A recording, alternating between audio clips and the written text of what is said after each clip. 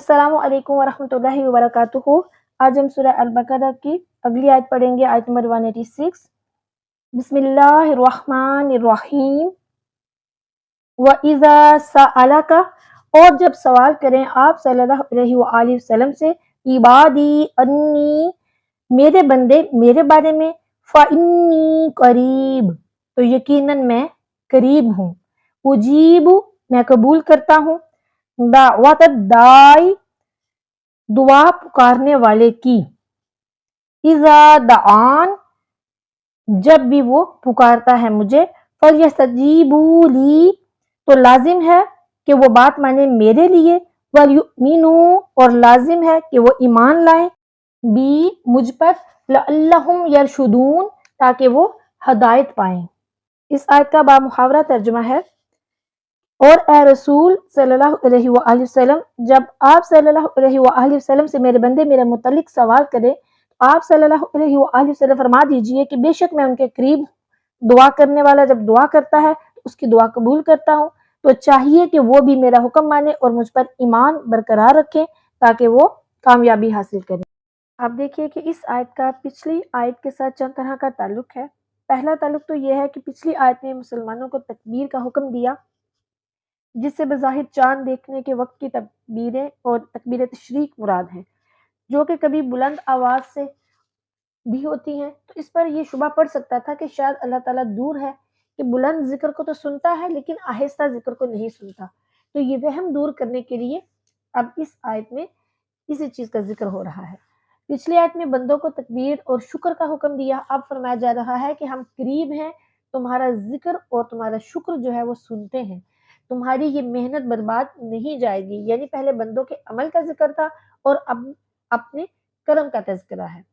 पिछली आयत में मुसलमानों को अल्लाह ताला की हम्द और शुक्र का हुक्म दिया गया, और अब दुआ का हुक्म हो रहा है, ताकि मालूम हो कि दुआ मांगना भी इबादत है, और तरीका दुआ यह है कि हम्द के साथ, बल्कि उसके बाद हो, यानी पहले अल्लाह ताला की बड़ाई बयान की जाए, उसका शुक्र किया जाए और फिर दुआ की जाए।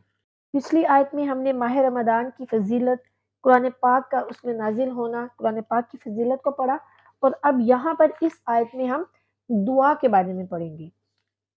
इस आयत का जो शान नज़ूल है वो ये है, बल्कि शान नज़ूल में चंद रवायतें हैं, कोई एक शान नज़ूल नहीं है, चंद हैं जो आपके साथ शेयर करूंगी। सबसे पहले तो ये कि सहाबा कराम रज़वानुल्लाह अलैहिम अजमईन की एक जमात ने जज्बा इश्क इलाही में हुज़ूर नबी करीम सल्लल्लाहु अलैहि वसल्लम से दरियाफ्त किया कि हमारा रब कहाँ है, तो इस पर यह आयत करीमा जो है वो नाजिल की गई।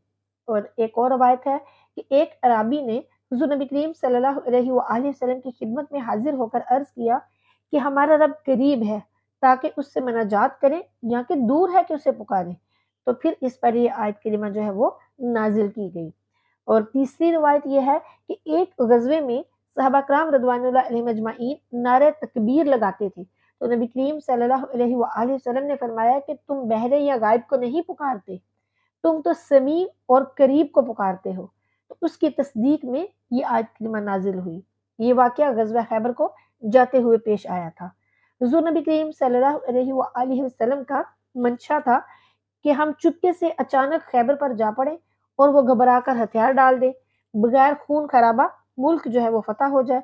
तो सहाबा कराम रज़वानुल्लाह अलैहिम अजमईन ने नारे लगाए, तब ये इरशाद हुआ। तो ये हुक्म जो है उस मौके के लिहाज से है, वरना ज़िक्र बिलजहर जो है वो मना नहीं है, यानी बुलंद आवाज़ से ज़िक्र करना या अल्लाह को पुकारना ये भी मना नहीं है। और एक रवायत ये भी है, हज़रत अता ने फरमाया है कि सहाबा कराम रज़वानुल्लाह अलैहिम अजमईन ने पूछा कि हम रब से किस वक़्त दुआ करें? तो फिर उस वक़्त ये आयत करीमा जो है वो नाज़िल की गई। आयत का जो पहला हिस्सा है, व इज़ा सअलका इबादी अन्नी, अब यहाँ पर इबाद से मुराद मरहूम बंदे हैं, क्योंकि बंदे को अल्लाह ताला का अपनी तरफ निस्बत देना अक्सर अलामत रहमत होती है। इस जगह या तो रब की ज़ात से सवाल मुराद है या फिर उसकी सिफ़ात या अफ़आल से। और अन्नी, इसमें तीनों एहतमाल हैं, मगर जवाब में सिफ़्त को मुकर्रर किया, यानी ए नबी सल्लल्लाहु अलैहि वसल्लम, लोग आपसे मेरे बारे में पूछते हैं तो आप उनसे फरमा दीजिए, क्या फरमा दीजिए? फ़इन्नी करीब, कि मैं करीब ही हूँ। اب قریب قرب سے بنا ہے، اس کے معنی ہے نزدیکی، نزدیکی زمانی بھی ہوتی ہے اور مکانی بھی ہوتی ہے، کرم کی بھی ہوتی ہے اور درجے کی بھی ہوتی ہے۔ یہاں پر علم اور قدرت، کرم اور رحمت کی نزدیکی مراد ہے، نہ کہ زمانی یا مکانی، کیونکہ اللہ تعالیٰ جگہ اور وقت سے پاک ہے۔ نیز قرب مکانی سب بندوں سے نہیں ہو سکتا، کیونکہ اس کے بعض بندے عرش کے قریب رہتے ہیں اور بعض تحت سرا میں، پھر بعض مشرق میں، بعض مغرب میں۔ اس کے علاوہ بھی اور بھی قرآن پاک میں کئی جگہ پر اللہ تعالیٰ نے ارشاد فرمایا، سورہ اعراف میں، سورہ واقعہ، سورہ نساء میں، مختلف جگہوں پہ اللہ تعالیٰ نے اپنی شان بتائی کہ رب تعالیٰ کی رحمت بندے سے قریب ہے اور نیک بندے مرتبہ یا رعایت میں اس سے قریب ہیں، اور تمام قرب کی آیتوں میں یہی معنی مراد ہے۔ جیسے کہ سورہ قاف کی آیت نمبر 16 میں بھی فرمایا اللہ تعالیٰ نے وَنَحْنُ أَقْرَبُ إِلَيْهِ مِنْ حَبْلِ الْوَرِيدِ، کہ اللہ تعالیٰ تو ہماری جو شہرگ ہے اس سے بھی زیادہ قریب ہے۔ مسلمان جو کہتے ہیں کہ اللہ ہر جگہ ہے، اس کا مطلب یہی ہے کہ اس کی سلطنت، رحمت، علم، قدرت وغیرہ جو ہے وہ ہر جگہ ہے۔ غرض یہ کہ ربوبیت، علم اور قدرت کا قرب ہر مومن اور کافر سے ہے، مگر کرم، عنایت، مہربانی کا قرب صرف مومنوں سے ہے۔ پھر اس کے قرب کی دو نوعیتیں ہیں، ایک قرب عمومی اور ایک قرب خصوصی۔ قرب عمومی ہر مومن سے ہر وقت ہے، اور قرب خصوصی جو خاص لوگوں سے خاص وقتوں میں ہوتا ہے۔ یوں تو اس کے قرب کے اوقات بہت ہیں، مگر 3 وقت جو ہیں وہ بہت اہم ہیں۔ سب سے پہلا تلاوت قرآن مجید، اس وقت اللہ بہت قریب ہوتا ہے، اور پھر سجدوں میں بہت قریب ہوتا ہے، خصوصاً تہجد کی جو نماز ہے، تہجد کے جو سجدے ہیں، اس وقت بندہ ان سجدوں کے ذریعے اللہ سے اتنا قریب ہوتا ہے کہ اللہ تعالیٰ اس کے ہاتھ، کان اور زبان بن جاتا ہے کہ بندے سے خدائی کام ظاہر ہوتے ہیں، جیسے کہ آئینے سے سورج کے اثار بھی نمودار ہونے لگتے ہیں۔ غرض یہ کہ بندے سے خدائی کام ظاہر ہوتے ہیں، اور تیسرے کسی مقرب بندے کی صحبت سے اللہ تعالیٰ بہت قریب ہوتا ہے، حتیٰ کہ صحبت سے تقدیریں بدل جاتی ہیں، جیسے کہ نبی کریم صلی اللہ علیہ وآلہ وسلم کا قرین شیطان جو ہے وہ نبی کریم صلی اللہ علیہ وآلہ وسلم کی برکت سے مسلمان ہو گیا۔ یہاں پر خیال رکھیے کہ اللہ تعالیٰ کا بندے سے قریب ہونا اور ہے، اور بندے کا اپنے رب سے قریب ہونا کچھ اور بات ہے۔ جب بندہ رب سے قریب ہو جائے تو اسے ولی اللہ کہا جاتا ہے، اور بندے کی قرب کے 2 درجے ہیں۔ پہلا درجہ، اس میں بندہ سمجھتا ہے کہ رب مجھے دیکھ رہا ہے، تب وہ گناہ اور غفلت سے بچا رہتا ہے، اور دوسرے درجے میں بندہ سمجھتا ہے کہ میں رب کو دیکھ رہا ہوں۔ اسی درجے میں سوز و گداز، لذت عبادت، یہ اعلیٰ طریقے سے حاصل ہوتا ہے، اور اس کی تفسیر جو ہے وہ حدیث مبارکہ بھی ہے، جس کا مفہوم ہے کہ احسان یہ ہے کہ بندہ جانے کہ مجھے رب دیکھ رہا ہے، یا رب کو میں دیکھ رہا ہوں۔ اللہ عز و جل سے دعا ہے کہ وہ ہم سب کو اپنا قرب عطا فرمائے، آمین۔ آیت کا اگلا حصہ ہے اجیب دعوت الداعی اذا دعان، یہ اس کی نزدیکی کا بیان ہے۔ اجیب جوب سے بنا ہے، جس کے معنی ہے کاٹنا یا تراشنا۔ کسی کی بات قبول کرنے کو اسی لیے استجابت کہا جاتا ہے کہ اس سے سوال کا سلسلہ کٹ جاتا ہے۔ یہاں یا جواب دینے کے معنی میں ہے، یا پھر قبول کرنے کے معنی میں۔ اور دعوت، دا اور دعان سے یا پکارنا مراد ہے، یا پھر دعا کرنا، یعنی جب کوئی مجھے پکارنے والا پکارتا ہے تو میں اس کے جواب میں لبیک فرماتا ہوں، یا پھر جب مجھ سے کوئی دعا مانگتا ہے تو اس کی دعا پر میں لبیک فرماتا ہوں یا قبول فرماتا ہوں۔ اور یہ بھی ممکن ہے کہ الداعی اس میں الف لام عہدی ہو، اور اس میں خاص پکارنے والے یعنی مومنین یا متقین وغیرہ مراد ہو، کیونکہ کفار کے بارے میں فرمایا گیا کہ کافروں کا پکارنا برباد جاتا ہے۔ اب یہاں پر دیکھیں کہ پکار کی بھی کچھ قسمیں ہیں۔ کتنی قسمیں ہیں؟ پکار کی 4 قسمیں ہیں، ایک گنہگار کی پکار، ایک ابرار کی پکار، ایک دل فگار کی پکار، اور ایک بے قرار کی پکار، یعنی یہ 4 پکار ہیں۔ پھر ان میں سے جو دل فگار اور بے قرار کی پکار ہے وہ بہت ہی پرتاثیر ہے۔ یہ پکار ایسی پکار ہے کہ یہ عرش اعظم کو بھی ہلا دیتی ہے، اور یہ بھی ممکن ہے کہ اس سے سارے ہی دعا کرنے والے مراد ہوں، کیونکہ دنیا میں کفار کی دعائیں بھی بعض دعائیں قبول ہوتی ہیں۔ آگے ہے فَلْيَسْتَجِیبُوا لِی بواسطہ محبوب صلی اللہ علیہ وآلہ وسلم بندوں سے غائبانہ کلام ہے یہاں پر، اور یہاں استجابت کے معنی قبول کرنا اور بات ماننا ہے، یعنی ان بندوں کو بھی چاہیے کہ میرے فرمان مانیں یا میری وجہ سے شریعت کا اتباع کریں۔ وَلْيُؤْمِنُوا بِي، یا تو اس سے مراد ایمان لانا ہے یا پھر ایمان پر قائم رہنا، یعنی ایمان کے ساتھ اطاعت کریں، کیونکہ بغیر ایمان اعمال جو ہے وہ معتبر نہیں ہے۔ جب تک ایمان نہیں ہوگا تب تک آپ کتنے ہی نیک اعمال کریں ان کا کوئی فائدہ نہیں ہے، اور یا یہ کہ ایمان پر قائم رہیں۔ آگے ہے لعلہم یرشدون، یہ رشد سے بنا ہے جس کے معنی ہے ہدایت، اور لعلہ بندوں کے لحاظ سے ہے یعنی ہدایت کی امید پر یہ سارے کام کرے، نہ کہ دنیا کی خاطر۔ خلاصہ تفسیر یہ ہے اس آیت کا، اللہ تعالیٰ فرما رہا ہے کہ اے میرے پیارے محبوب، اے میرے پیارے نبی صلی اللہ علیہ وآلہ وسلم، جب میرے بندے آپ صلی اللہ علیہ وآلہ وسلم سے میرے بارے میں سوال کریں کہ میں دور ہوں یا نزدیک ہوں، اے میرے پیارے محبوب صلی اللہ علیہ وآلہ وسلم آپ فرما دیجئے کہ میں ان سے بہت قریب ہوں، ایک آن کے لیے بھی ان سے دور نہیں ہوں۔ اس کا ثبوت یہ ہے کہ میں دعا مانگنے والوں کی دعائیں قبول کرتا ہوں، اگر قریب نہ ہوتا تو مجھے ان کی دعا کا کیسے علم ہوتا، اور میں ان کے یہ سارے کام کیسے بناتا۔ جب میں غنی ہو کر ان کی پکار کا جواب دیتا ہوں اور ان کی تمنائیں، ان کی خواہشیں، ان کی آرزویں پوری کرتا ہوں، تو انہیں بھی چاہیے، کیا چاہیے، کہ وہ میرے احکامات کو مانیں اور میری اطاعت کریں اور مجھ پر بغیر دیکھے ایمان لائیں تاکہ راہ جنت کی ہدایت کو پائیں۔ اب یہاں پر خیال رکھیں کہ قبولیت دعا کی شرط علماء کے ہاں عقل حلال صدق مقال ہے، اور صوفیہ کرام کے ہاں چشم گریاں اور دل بریاں ہیں، لیکن سب کہتے ہیں کہ تم اللہ کی مانو وہ تمہاری مانے گا، اسی لیے فَلْيَسْتَجِيبُوا لِي یہ فرمایا گیا۔ پھر رب کی مانو بے چون و چرا، جیسے رعایا یا حاکم کی یا مریض حکیم کی، اور اولاد ہے وہ ماں باپ کی، یا جو اسٹوڈنٹس ہوتے ہیں وہ اپنے ٹیچرز کی، بے چون و چرا باتیں مانتے ہیں۔ اسی لیے اللہ تعالیٰ نے فرمایا کہ مجھ پر ایمان لاؤ اور اعتقاد رکھو کہ ہم جو کچھ حکم دیتے ہیں وہ غلط نہیں دیتے، کیونکہ ہم تمہارے رب ہیں اور تمہاری ضرورت ہم تم سے زیادہ جانتے ہیں۔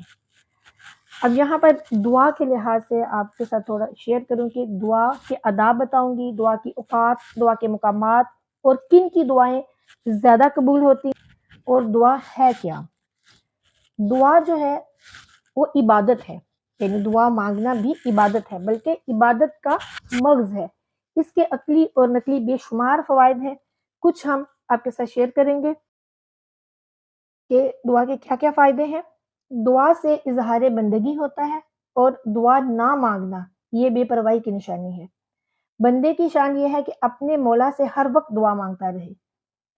پھر یہ فائدہ ہے دعا کا کہ دعا سے محبت الہی پیدا ہوتی ہے، کیونکہ انسان اپنے حاجت روا کو محبوب جانتا ہے۔ پھر دعا سے اطاعت الہی کا جذبہ پیدا ہوتا ہے، کیونکہ اس سے اپنی محتاجی اور اللہ کی بے نیازی کا پتہ لگتا ہے۔ پھر دعا جو ہے وہ سنت انبیاء کرام علیہ السلام ہے، ہر نبی نے ہر موقع پر دعائیں مانگی۔ دعا اللہ کو پیاری ہے، اسی لیے اس نے جگہ جگہ اس کا حکم دیا ہے۔ ہر مذہب نے دعا کی رغبت دی، کفار بھی دعائیں مانگتے ہیں۔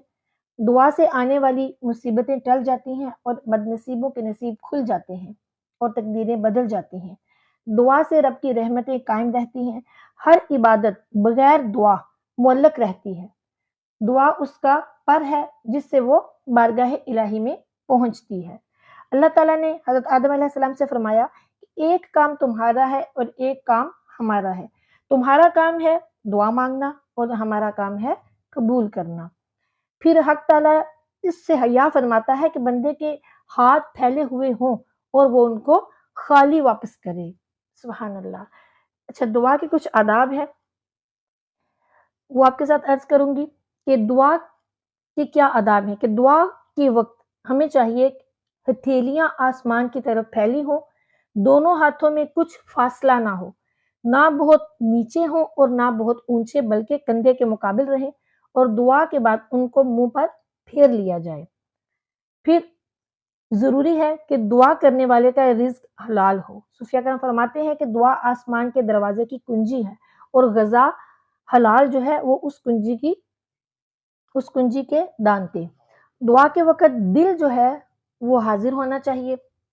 دعا کے وقت قبول قبولیت کی قوی امید ہونا، اور امیدوں کی دعا قبول ہوتی ہے، اور جو نا امیدی ہوتی ہے اس کی دعائیں قبول نہیں ہوتی۔ اس لیے جب بھی دعا مانگے تو مکمل اور پورے یقین اور قوی امید کے ساتھ دعا مانگے۔ طریقہ دعا یہ ہے کہ اولاً سب سے پہلے حمد الہی کی جائے، پھر حضور نبی کریم صلی اللہ علیہ وآلہ وسلم کی ذات مبارکہ پر درود و سلام بھیجا جائے، پھر اپنے گناہوں کو یاد کر کے توبہ کی جائے اور ندامت کے ساتھ اللہ تعالیٰ کے سامنے اپنے گناہوں کی توبہ کی جائے، اور پھر عرض حاجت کرے، پھر درود پاک پڑھ کر اپنی دعا کو ختم کرے۔ دعا کے وقت اپنے مقصد کو دھیان میں رکھے، کیونکہ خیال کا جو اثر ہے وہ بہت زیادہ ہوتا ہے۔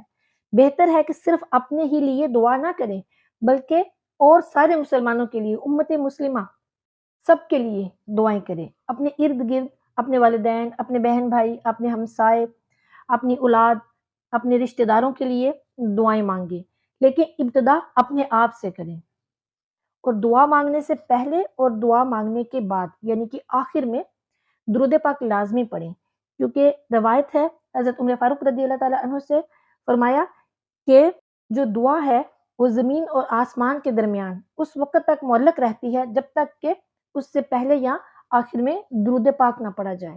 اس لیے کوشش کریں جب بھی دعا کریں سب سے پہلے درود پاک سے ہی شروع کریں، یعنی اولاً حمد الہی کریں، پھر درود پاک پڑھیں جب دعا مانگے، اور اس کے بعد آخر میں بھی درود پاک لازمی پڑھیں۔ اب دعا کے چند اوقات ہیں کہ چند وقتوں میں دعا زیادہ قبول ہوتی ہے۔ وہ کون کون سے وقت ہیں جس وقت میں دعا قبول ہوتی ہے؟ سب سے پہلے تو جمعے کے دن دو خطبوں کے درمیان کا جو وقت ہے اس وقت دعا قبول ہوتی ہے، پھر خطبہ اور نماز کے درمیان دعا قبول ہوتی ہے، پھر جمعے کے دن سورج غروب ہوتے وقت دعا قبول ہوتی ہے، پھر بارش کے وقت دعا قبول ہوتی ہے، پھر مرغ کے اذان دیتے وقت دعا قبول ہوتی ہے، اور پھر ہر رات کے آخری چھٹے حصے میں دعائیں قبول ہوتی ہیں، پھر رمضان المبارک میں افطار اور سحری کے وقت دعائیں قبول ہوتی ہیں، پھر قرآن مجید ختم ہوتے وقت دعائیں قبول ہوتی ہیں، پھر اذان کے بعد دعائیں قبول ہوتی ہیں، فرض نمازوں کے بعد دعائیں قبول ہوتی ہیں، اور لیلۃ القدر یعنی کہ شب قدر میں دعائیں قبول ہوتی ہے۔ ان سب اوقات میں کوشش کریں کہ جو بھی آپ کی دعائیں ہوں ان تمام اوقات جب بھی آپ کو ملیں تو فوراً اس وقت دعائیں کریں، اور زیادہ سے زیادہ کریں، اپنے لیے بھی کریں اور اپنے ارد گرد کے لوگوں کے لیے بھی کریں، بلکہ پوری امت مسلمہ کے لیے دعائیں کریں۔ اچھا، دعا کے کچھ مقامات بھی ہیں جہاں پر دعائیں قبول ہوتی ہیں۔ سب سے پہلا تو بیت اللہ شریف، اس پر سب سے پہلی نظر پڑتے وقت جو دعا ہے وہ قبول ہوتی ہے، یعنی کہ آپ جب بھی حج یا عمرہ کرنے جائیں اور آپ کی بیت اللہ شریف تشریف لے جائیں، اور سب سے پہلی نظر جب آپ کی بیت اللہ شریف خانہ کعبہ پر پڑے گی اس وقت آپ دعا مانگے تو وہ قبول ہوتی ہے۔ نمبر 2، طواف میں ملتزم کے پاس دعائیں قبول ہوتی ہیں، اور بیت اللہ میں چاہے زمزم کے پاس وہاں بھی دعا مانگنی چاہیے، اور زمزم پیتے وقت، اور صفا اور مروہ پر سعی میں، مقام ابراہیم کے پیچھے، عرفات مزدلفہ میں منی میں، تینوں جمروں کے پاس۔ اللہ تعالی ہم سب کو حج اور عمرے کی سعادت عطا فرمائے، اور ان تمام جگہوں پر جا کر ہمیں بھی دعا مانگنے کی توفیق عطا فرمائے، آمین۔ اور انبیاء کرام علیہ السلام کے مزارات کے پاس دعائیں قبول ہوتی ہے، اور بزرگان دین کی قبور کے پاس دعائیں قبول ہوتی ہیں، اور بزرگوں کے پاس دعا مانگنا یہ سنت انبیاء کرام علیہ السلام ہے۔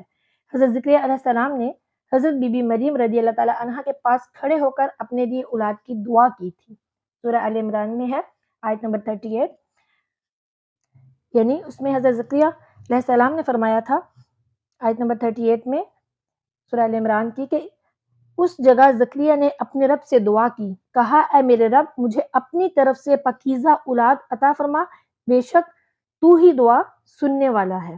تو اس لیے بزرگان دین یا بزرگ ہوں، ولی اللہ ہوں، اولیاء اللہ ہوں، ان سب کے پاس دعا مانگنا یہ سنت ہے۔ اب آگے دیکھیے کہ کن کی دعا زیادہ قبول ہوتی ہے۔ بہت سے ایسے لوگ ہیں جن کی دعائیں زیادہ قبول ہوتی ہیں، وہ کون ہیں؟ سب سے پہلا تو روزہ دار، افطار کے وقت جو دعا کرتا ہے وہ قبول ہوتی ہے، پھر عادل بادشاہ کی دعا قبول ہوتی ہے، مظلوم کی دعا قبول ہوتی ہے، والدین ماں باپ جو ہیں ان کی دعائیں قبول ہوتی ہیں، اپنی اولاد کے حق میں، اور مسافر کی جو دعائیں ہیں وہ بھی قبول ہوتی ہیں، اور جو بیمار ہو اس سے بھی دعا کروانی چاہیے کہ بیمار کی دعائیں بھی قبول ہوتی ہیں۔ پھر گھر پہنچنے سے پہلے جو حاجی ہوتے ہیں ان کی دعائیں قبول ہوتی ہیں، اور مسلمان کی دعا قبول ہوتی ہے کہ مسلمان کے لیے اس کے پیچھے دعا کی جائے، یعنی اس کی پیٹھ پیچھے دعا کی جائے، جیسے کہ ہم سارے مسلمانوں کے لیے دعائیں کریں۔ جیسے فلسطین کے مسلمان ہیں تو ہم ان کے لیے دعائیں کریں، وہ ہمیں نہیں جانتے، نہیں دیکھ رہے، لیکن ہم انہیں جان رہے ہیں، ہم انہیں دیکھ رہے ہیں، اس کس تکلیف میں ہے، تو پھر ایک مسلمان دوسرے مسلمان کے پیچھے اس کے لیے دعا کرے تو وہ بھی قبول ہوتی ہے۔ پھر جو مجاہدین ہے یعنی مجاہد ہے اس کی دعائیں قبول ہوتی ہیں۔ یہاں پر ایک دو مسئلے یاد رکھیے۔ سب سے پہلا مسئلہ تو یہ کہ ناجائز کاموں کے لیے دعا کرنا منع ہے، اور محال چیز کی دعا کرنا بھی منع ہے۔ اگر دعا کریں تو ہمیشہ حلال چیزوں کی اور جائز کاموں کی دعائیں کریں۔ اگر یہاں یہ بھی مسئلہ سمجھ لیں کہ اگر آپ دعا کر رہے ہیں اور آپ کی دعا قبول نہیں ہو رہی تو اس کا یہ مطلب نہیں کہ آپ شکوے اور شکایتیں کرنی شروع کر دیں۔ دعا تو اظہار بندگی ہے، اگر قبول ہو تو بھی مانگنا نہ چھوڑیں، اور اگر قبول نہ ہو تو بھی آپ دعا کرتے رہیں اور مانگنا نہ چھوڑیں۔ لیکن اگر آپ کی دعا قبول نہیں ہوئی تو آپ نے یہ سمجھ کے دعا چھوڑنی نہیں ہے کہ ہماری تو دعائیں قبول نہیں ہوتی، بلکہ آپ نے یہ سوچنا ہے کہ اس میں ہماری بہتری ہوگی، اس میں اللہ کی کوئی حکمت ہوگی جس کی وجہ سے ہماری یہ دعا قبول نہیں ہو رہی۔ اسی ضمن میں ایک شاعر کہتا ہے، میری رات کی دعائیں جو نہیں قبول ہوتی، میری رات کی دعائیں جو نہیں قبول ہوتی، میں سمجھ گیا یقیناً ابھی مجھ میں کچھ کمی ہے۔ اللہ تعالیٰ ہم سب کی نیک اور جائز دعاؤں کو قبول فرمائے، آمین۔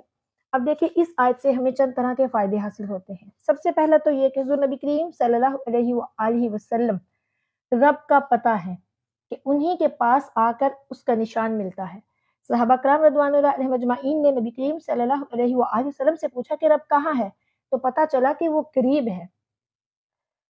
پھر یہ کہ اللہ کو دور سمجھ کر اسے بلند آواز سے پکارنا یہ جہالت ہے، کیونکہ اللہ قریب ہے۔ پھر تیسرا فائدہ یہ کہ جو سچی دعا ہے وہ ضرور قبول ہوتی ہے، خواہ اس کا ظہور کسی اور طرح ہو۔ چوتھا فائدہ یہ ہے کہ جو چاہے کہ اللہ تعالیٰ میری بات مانے تو اسے چاہیے کہ پھر وہ رب کی بھی ساری باتیں مانے۔ پانچواں یہ ہے کہ اس آیت سے معلوم ہوا کہ حضور نبی کریم صلی اللہ علیہ وآلہ وسلم ہر مومن سے قریب ہیں، کہ اللہ تعالیٰ نے اپنے قرب کی تو آیت مذکور میں خبر دی، اور حضور نبی کریم صلی اللہ علیہ وآلہ وسلم کے جو قرب کا ذکر ہے وہ سورہ توبہ کی آیت نمبر 128 میں دیا، اور سورہ احزاب اس کی آیت نمبر 6 میں آیا ذکر، اور سورہ مزمل کی آیت نمبر 15 میں آیا، سورہ الاعراف کی آیت نمبر 56 یعنی 56 میں آیا، اور حضور نبی کریم صلی اللہ علیہ وآلہ وسلم کی رحمت کا ذکر بھی آیا، اور وہ سورہ انبیاء کی آیت نمبر 107 میں، یعنی کہ وَمَا أَرْسَلْنَاكَ إِلَّا رَحْمَةً لِلْعَالَمِينَ۔ سبحان اللہ۔ اس آیت میں اللہ تعالیٰ نے فرمایا کہ میرے نبی صلی اللہ علیہ وسلم جو ہیں وہ تمام جہانوں کے لیے رحمت ہیں۔ الحمدللہ کثیرہ، مومن سے اللہ تعالیٰ بھی قریب ہے اور اس کے پیارے رسول صلی اللہ علیہ وآلہ وسلم بھی قریب ہے، اسی لیے مومن اللہ کو بھی پکارتا ہے، اور حضور نبی کریم صلی اللہ علیہ وآلہ وسلم کو بھی، جیسے کہ نماز میں کہتے ہیں السلام علیک ایھا النبی۔ اور دیکھیں کتنی خوبصورت آیت ہے کہ اس خوبصورت آیت سے حضور نبی کریم صلی اللہ علیہ وآلہ وسلم اللہ کا پتہ بتاتے ہیں، بلکہ سارے عالم کا پتہ بتاتے ہیں۔ صحابہ کرام رضوان اللہ علیہم اجمعین اللہ کا پتہ حضور نبی کریم صلی اللہ علیہ وآلہ وسلم سے پوچھتے ہیں، بلکہ صحابیہ عورتیں اپنے فوت شدہ بچوں کے بارے میں بھی پوچھتی تھی کہ ہمارا بچہ کہاں ہے، تو حضور نبی کریم صلی اللہ علیہ وآلہ وسلم بتاتے تھے کہ جنت کے فلاں درجے میں ہے۔ پھر اس آیت سے معلوم ہوا کہ اللہ تعالیٰ کو پکارنا بھی عبادت ہے، بلکہ بہترین عبادت ہے، کہ اللہ تعالیٰ کا جواب اللہ تعالیٰ خود دیتا ہے۔ خیال رکھیے کہ اللہ تعالیٰ نے بھی بندوں کو قرآن میں پکارا ہے، مگر کیوں؟ کافروں کو پکارا اظہار غضب کے لیے، غافلوں کو پکارا جگانے کے لیے، مگر بندہ رب کو پکارتا ہے کبھی اپنا دکھ درد سنانے کے لیے، اور کبھی اس کی حمد ادا کرنے کے لیے، یعنی اس کا شکر ادا کرنے کے لیے۔ غرض یہ کہ اللہ کی پکار اور بندے کی پکار کے منشا جو ہے وہ مختلف ہیں، لہٰذا اس پر یہ اعتراض نہیں کہ رب تو علیم اور خبیر ہے، اسے کیوں پکارتے ہو۔ اب دیکھیے کہ صوفیہ کرام اس آیت کی تفسیر میں کیا فرماتے ہیں۔ صوفیہ کرام فرماتے ہیں کہ اللہ تعالیٰ نے فرمایا کہ اے میرے پیارے محبوب صلی اللہ علیہ وآلہ وسلم، راہ محبت طے کرنے والے بندے آپ صلی اللہ علیہ وآلہ وسلم سے پوچھتے ہیں کہ ہماری منزل کتنی دور ہے، اور مجھ تک آنے والے سوال کرتے ہیں کہ ہمارا رب کہاں ہے۔ ان سے فرما دیجئے کہ ہمت کر کے چلے آؤ، ہم بہت قریب ہیں۔ ہماری شان یہ ہے کہ جو کوئی ہم سے بزبان حال کچھ مانگتا ہے، ہم اسے اس کی استعداد کے موافق دے دیتے ہیں، کسی کو ایمان، کسی کو عرفان، کسی کو جنان اور کسی کو لقائے رحمان۔ غرض یہ کہ جیسی بیکاری کی جھولی ویسی ہی داتا کی دین۔ انہیں چاہیے کہ وہ اپنے کو میرے لائق بنائیں، کہ زہد اور عبادت سے اپنی قابلیت کو بڑھائیں، اپنے آئینہ دل کو صاف کریں تاکہ میں اس میں تجلی فرماؤں، اور وہ مجھے اس آئینے میں دیکھیں اور بذریعہ استقامت مجھ تک پہنچیں۔ سبحان اللہ۔ ایک اور تفسیر فرماتے ہیں صوفیہ کرام کہ دعا کرنے والے دو قسم کے ہیں، ایک تو دعا کے الفاظ بولنے والے، اور ایک حقیقتاً دعا مانگنے والے۔ دعا پڑھنے والوں کو رب کا قرب حاصل نہیں۔ حقیقی دعا گو وہ ہیں جن کا رزق حلال ہو، زبان سچی ہو، دل نورانی ہو، اور ان کی روح غیر اللہ کے ڈھونڈنے سے پاک ہو۔ اس کی دعا یقیناً قبول ہے، اور رب اس کے قریب ہے، اور حقیقت یہ ہے کہ رب سے رب ہی کو مانگے۔ یہاں پر دیکھیے شیخ سعدی علیہ رحمہ فرماتے ہیں کہ بعض عاشق کہتے ہیں کہ خدا سے بارگاہ مصطفیٰ کریم صلی اللہ علیہ وآلہ وسلم مانگو، اور مصطفیٰ کریم صلی اللہ علیہ وآلہ وسلم سے بارگاہ خدا کو مانگو۔ پھر فرماتے ہیں صوفیہ کرام کہ زبان کی دعا کان تک پہنچتی ہے، اور جنان دل کی دعا آسمان تک پہنچتی ہے، بلکہ عرش رحمان تک، اور جو آخرت کی دعا مانگے اس کی دنیاوی آرزو بغیر مانگے پوری ہو جاتی ہے۔